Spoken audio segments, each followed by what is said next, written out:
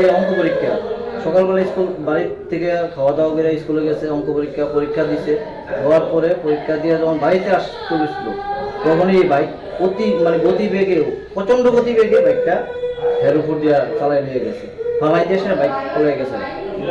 তারপরে ওই এই এলাকারই মনে হয় কিছু ক্লাবের সামনে লোকনাথ মন্দিরের পাশে কিছু ছেলেরা আছে, ওই ছেলেরা তাড়াতাড়ি বসকানগর প্রাথমিক হসপিটালে আনছে।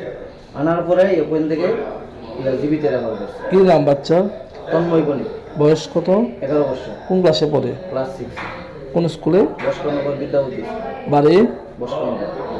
বাইকটা আটক করা গেছে নাকি? না, বাইকটা লুকিয়ে গেছে, পাওয়া গেছে না।